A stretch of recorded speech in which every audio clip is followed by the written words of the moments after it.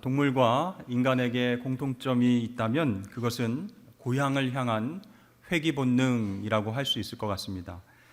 알에서 깨어난 연어는 넓은 바다에서 생활하다가 수년 뒤에 수만 킬로미터를 헤엄쳐서 자기가 태어났던 곳으로 돌아갑니다.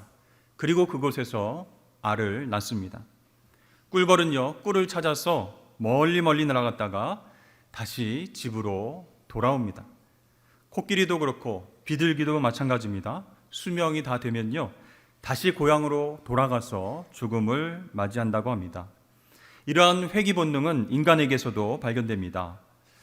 입양돼서 외국에서 살아가는 사람들은요, 자신의 고향인 대한민국 어떤 나라인지 궁금해하고 또 친부모가 누구인지 한 번쯤 방문해서 만나보고 싶어 합니다. 실향민은 고향을 잃어버린 사람, 그런 뜻입니다.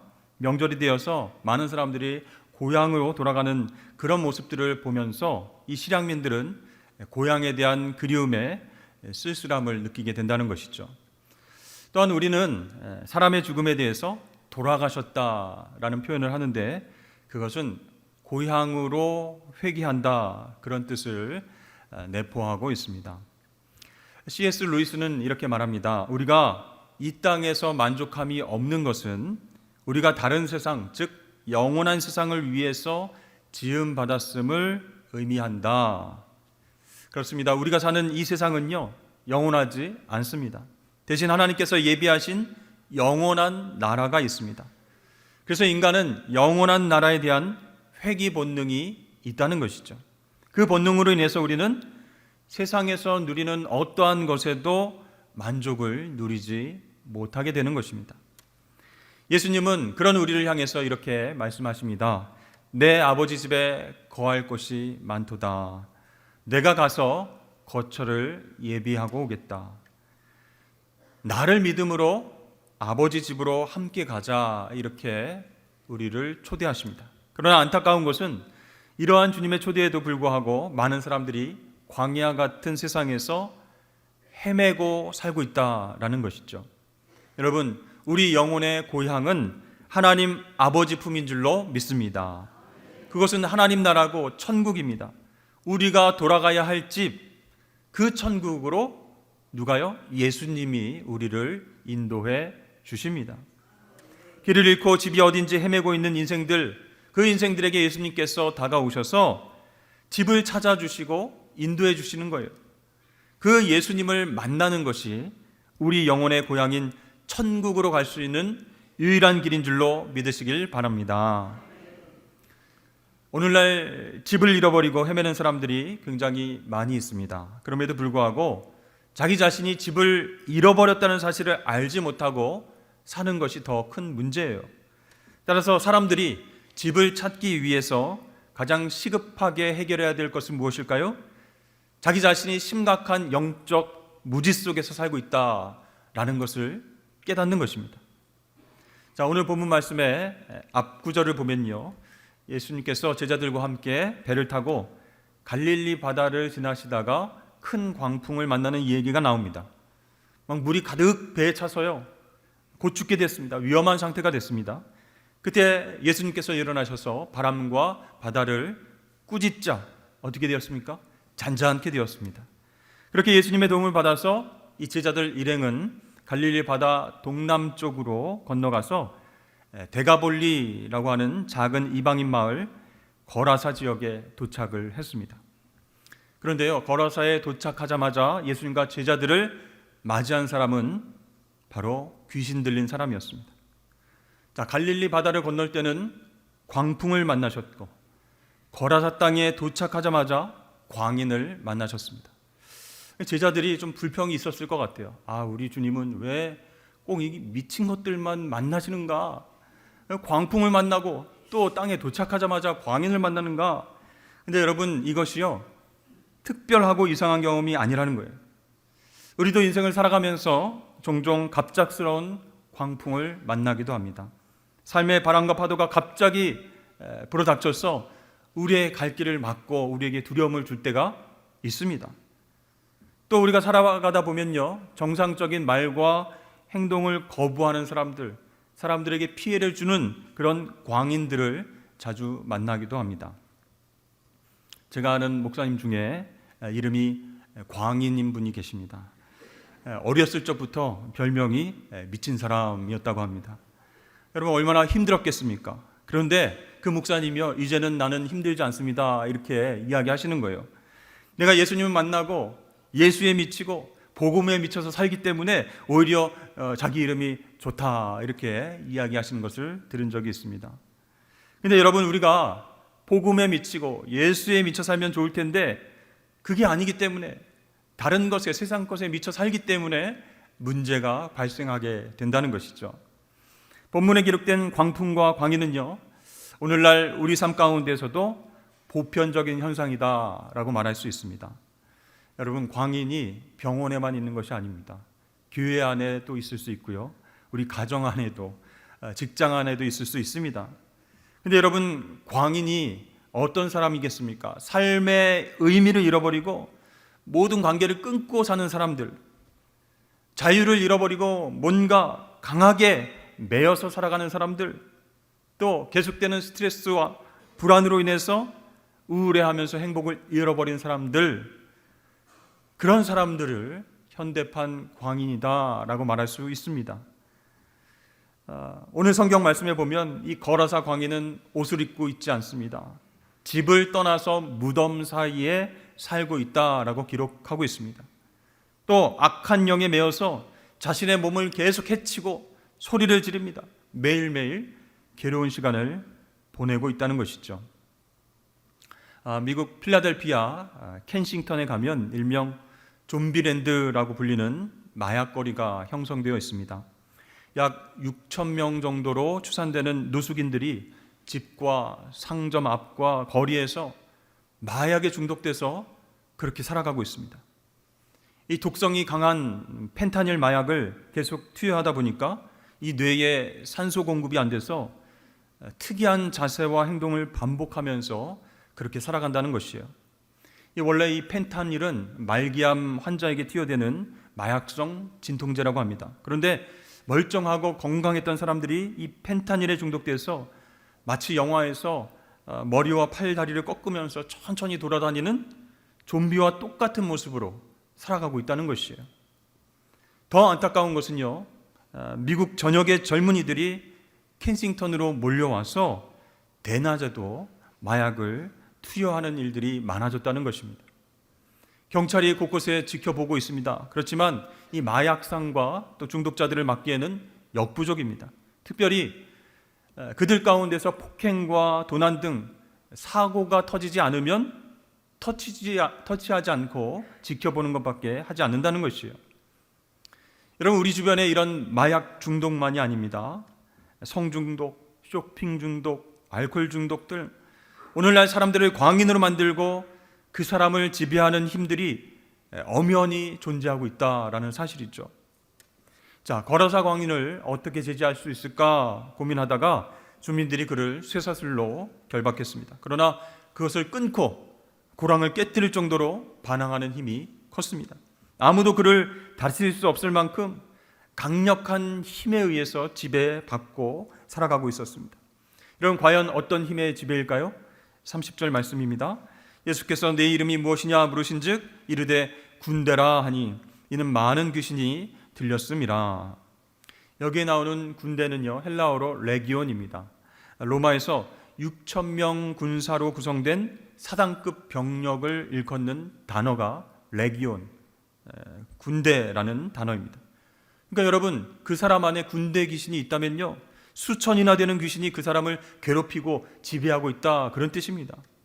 자, 돌로 자기 몸에 상처를 내고 자기를 학대하면서 파멸시키면서 살아가고 있습니다. 스스로 인간이기를 포기하고 중독적이고 강한 힘에 저항하지 못하면서 끌려다니며 살아가는 모습, 그것이 바로 현대인의 실상과 닮아 있다라는 것이죠. 여러분, 이런 사람들이 집에 돌아오려면 어떻게 해야 되겠습니까? 제일 먼저 자기 자신이 인식을 해야 돼요. 내 병이 정말 심각하다. 하나님으로부터 멀어진 인생은 비참한 결말을 얻게 된다. 나에겐 도움이 필요하다. 그 사실을 먼저 깨달아야 된다는 것이에요. 그래야 그 사람에게 치료와 회복이 시작될 수 있는 것입니다. 그런데요, 이 정도는 별일 아니야, 내가 노력하면 극복할 수 있어, 이렇게 자기 자신을 방치하게 되면 점점 더 악한 영과 큰 힘에 의해서 지배를 받게 된다라는 것입니다. 자, 여러분, 두 번째로 한 영혼이 집으로 돌아가려면 어떻게 해야 되겠습니까? 예수님만이 집을 찾아주실 수 있다라고 하는 믿음이 있어야 된다라는 것이에요. 거러사에 귀신 들린 사람은요, 왜 집을 떠났습니까? 병들었기 때문입니다. 병을 고쳐야 집으로 돌아갈 수 있습니다. 그런데 스스로 나을 수 있는 병이 아니라는 것이에요. 그것이 문제예요. 도저히 치유할 방법이 없으니까 자포자기하고 살아가고 있습니다. 무덤가에서 소리를 지르면서 자신의 몸을 상하게 합니다.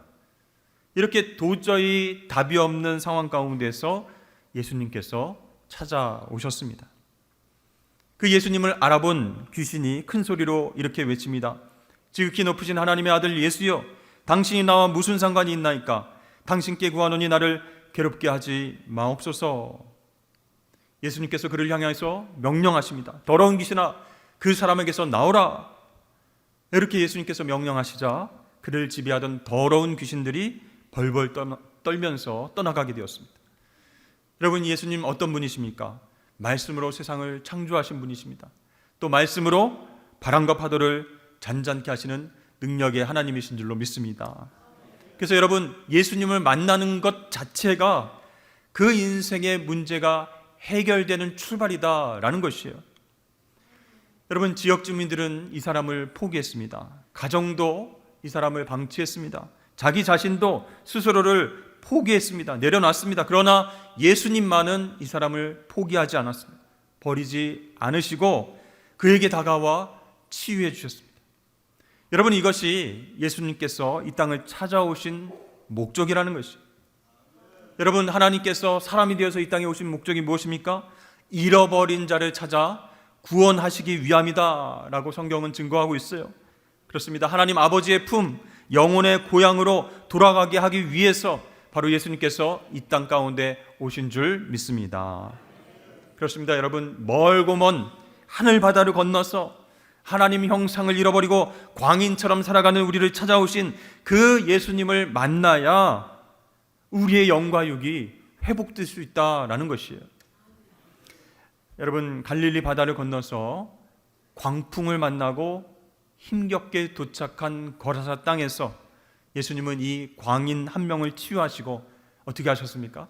다시 배를 타고 갈릴리 바다를 건너서 왔던 곳으로 돌아가셨어요. 그러니까 한 명의 영혼 회복을 위해서 예수님은 그 멀고 먼 바다를 마다 않고 배를 타고 건너오셨다라는 사실입니다. 이제 그 사람은 회복되었습니다. 옷을 입고 정신이 온전해져서 예수님 발치에 앉아 있습니다. 사람들이 그런 모습을 보면서 깜짝 놀라기도 하고 두려웠어요. 왜냐하면 그 안에 있던 군대 귀신, 그 귀신들이 2,000마리 돼지에게로 들어가서 바다에 빠졌기 때문에 지금 지역 주민들은 큰 경제적인 손실을 경험했다는 것이에요. 그래서 걱정이 된 겁니다. 이 예수라고 하는 분이 계속 우리 마을에 있다가는 더 큰 손실이 있을 수 있겠다. 제발 우리 마을을 떠나주십시오. 이렇게 요청했습니다. 자, 그럴 때 회복된 이 사람은 예수님을 따라가려고 했습니다. 그때 예수님께서 이렇게 말씀하십니다. 집으로 돌아가라. 여러분, 예수님이 왜 이렇게 말씀하셨을까요? 예수님과 동행하고 싶어서 따라오는 것 자체를 거절하신 것은 결코 아닙니다. 그러나 그가 먼저 해야 할 일이 있었기 때문에 그렇게 말씀하신 거예요. 네가 나를 만나서 자유와 평안을 얻었느냐? 그렇다면 사랑하는 사람들에게 이 기쁜 소식을 전하는 것이 우선순위다. 그것이 더 중요하다. 너희 집이 진짜 안식처가 될 때에 예수가 복음이고 예수가 진리고 예수가 생명이라고 전할 수 있지 않겠느냐? 그러니까 먼저 집으로 돌아가라. 이렇게 말씀하신 거예요. 예수님은 이 사람을 통해서 먼저 그 가정 가운데 하나님 나라가 임하기를 원하셨습니다.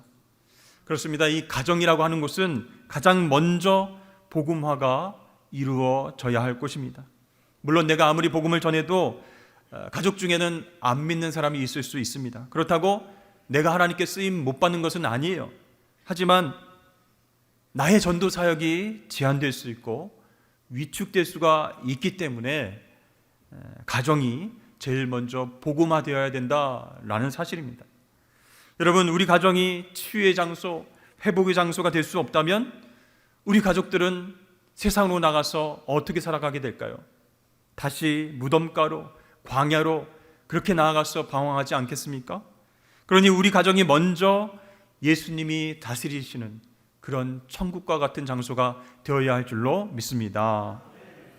하나님 아버지 품으로 나아가게 하는 전초기지가 바로 가정이 되어야 한다라는 뜻입니다. 자, 집으로 돌아가라는 예수님의 명령에 이 사람은 어떻게 했습니까? 그가 가서 예수께서 자기에게 어떻게 큰 일을 행하셨는지를 온 성내에 전파하니라. 이 사람이 집에 가라, 돌아가라 해서 순종했어요.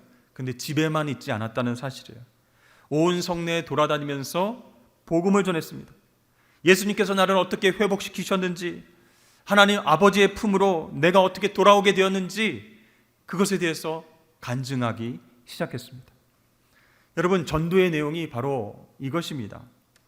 예수님이 나를 어떻게 만나셔서 내가 어떻게 회복되었는지, 예수님께서 나를 어떻게 하나님 아버지의 품으로 인도하셨는지를 설명하는 것, 그것이 바로 전도의 내용이라는 것이에요.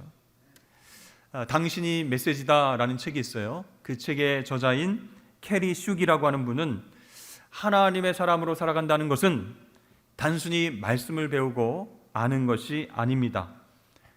그 삶 자체가 메시지가 되는 것입니다 라고 강조하고 있어요.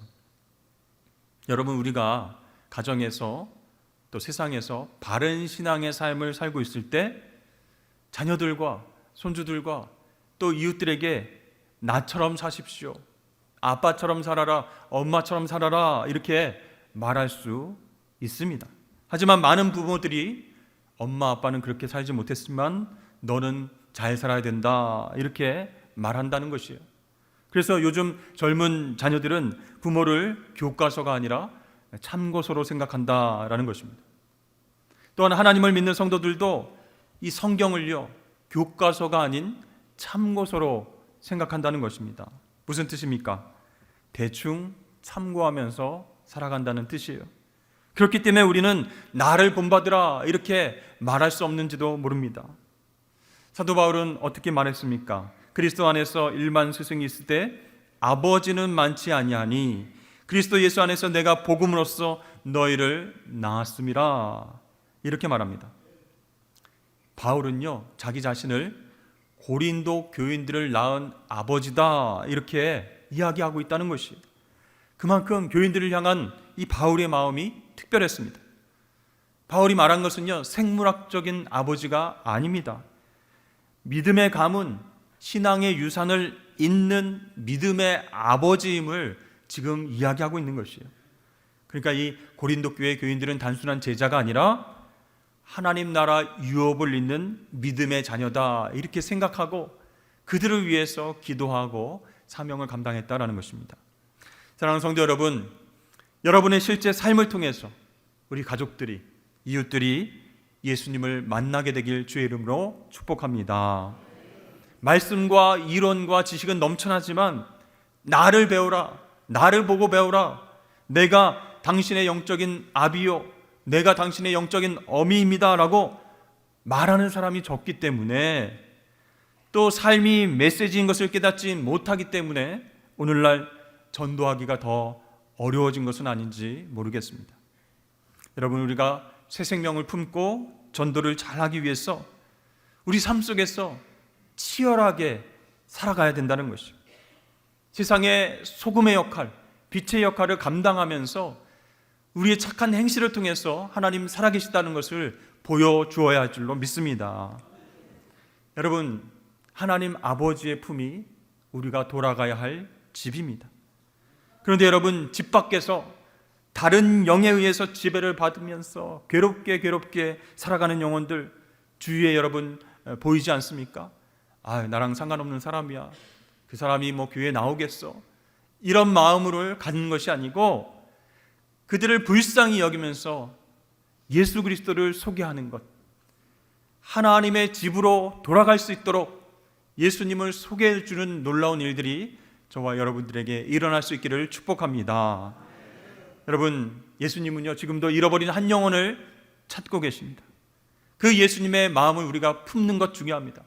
한 영혼이라도 하나님 돌이킬 수 있도록 나를 사용하여 주옵소서. 그리고 전도에 미련한 것을 통해서 많은 사람들이 영혼의 집으로 돌아가는 놀라운 역사가 있게 하여 주옵소서. 기도하면서 전도하시고 승리하시는 저와 여러분 되시길 주의 이름으로 축복합니다.